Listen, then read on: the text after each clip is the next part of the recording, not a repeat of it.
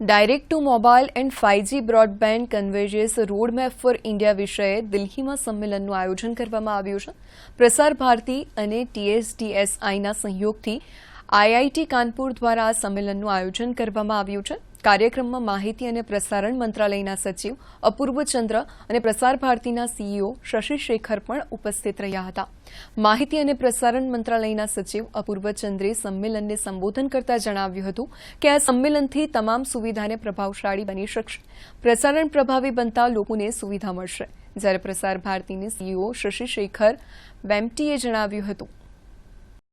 It was very clear that unless we rethink our approach to media and how we reach the consumer, we are going to be left behind, and we have to get ahead of the technology cycle. We can't be behind the technology cycle.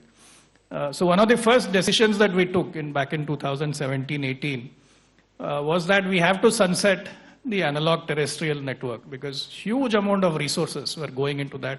Secretary INB referred to it, and it took us almost the entire last 5 years to get that phase out done, because that now has freed up a lot of resources, assets, manpower, and so now we are in a place where how do we now think ahead, how do we move forward.